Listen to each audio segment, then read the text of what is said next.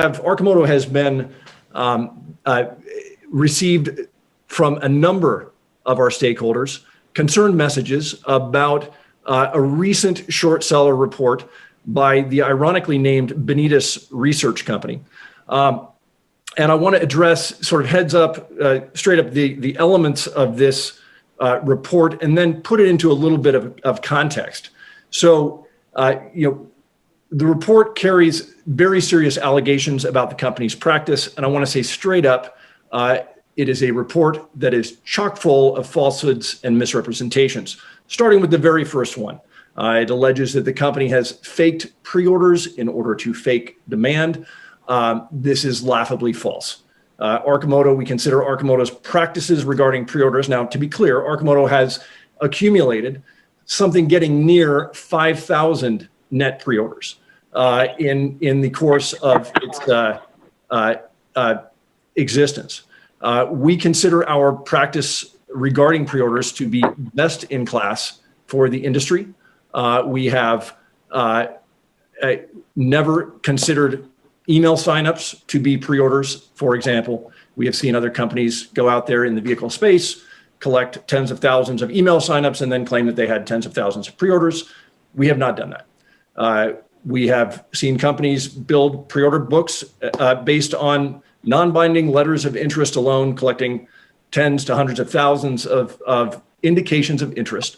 Arcimoto has not done that. To date, our pre-order numbers do not include at all any non-binding letters of interest, although we do reserve the right to go look for non-binding letters of interest from potential fleet customers as indications of market demand. And going back to our IPO, we have always characterized pre-orders as strong sales leads.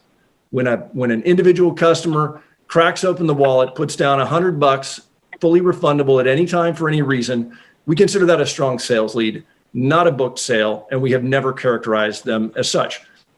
The report goes on to allege that Arcimoto has deliberately hid our relationship with one of our key early investors, who also is our first franchisee for rentals in Key West. And again, this is a gross distortion. Arcimoto has been clear about our relationship with FUD Capital since our disclosure of their investment in Arcimoto in 2018. The idea that this franchise is a 2018 scheme to pump and dump in 2020, we think is utterly absurd. And the report went on to make what we think is a grave accusation that Arcimoto has failed its obligation to report its recalls through NHTSA to its customers. Again, this is totally false. They made mention of one of our customers, Go-Kart Tours down in San Francisco, that they had contacted Go-Kart Tours and Go-Karts had said that we had not notified them of recalls. So I'm just going to quote what Nathan, the CEO of Go-Cars, said. He said, "I was never contacted, and as far as I'm aware, no one in the company has been contacted by anyone regarding recalls on any of our vehicles, certainly not anyone who has any relevant knowledge on the matter. Further, we would never share that kind of information with an unknown third party. We suspect this was a fabrication. We are in frequent communication with Arcimoto and have been notified of all recalls. We have pre-ordered 40 Arcimoto vehicles, and we have so far converted 2 of those pre-orders into final sales.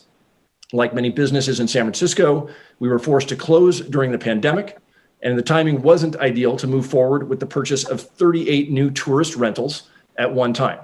Arcimoto is a valuable partner, and we look forward to adding more FUVs to our fleet when the time is right." So the question I think I want to, the note I want to let our investors know about, because again, a number of you have written to us and asked about the allegations in this report, and then of course the follow-ons from legal firms who posted repeated press releases on our ticker.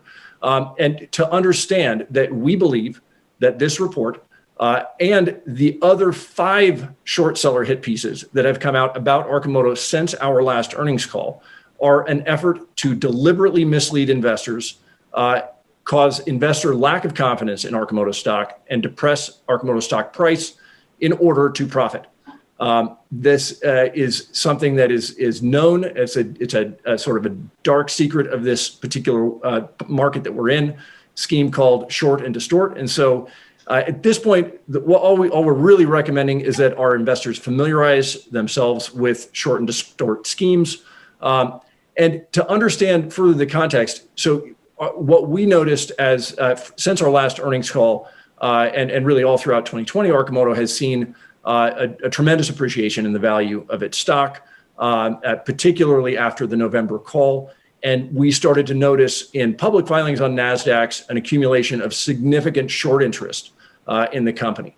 And as that short interest increased, we saw an increasing volume in these so-called hit pieces. So we think this is a transparent attempt to manipulate Arcimoto stock, shake confidence in the company. And to those of you out there who are attempting to manipulate Arcimoto stock with hit pieces in order to profit, we believe that you are barking up the wrong tree. And so that is one of the reasons why I am happy that we have a new merch item available in our merch store as of just yesterday. Our Go Long Johns. They're great for those cold long runs and perfect for covering your shorts.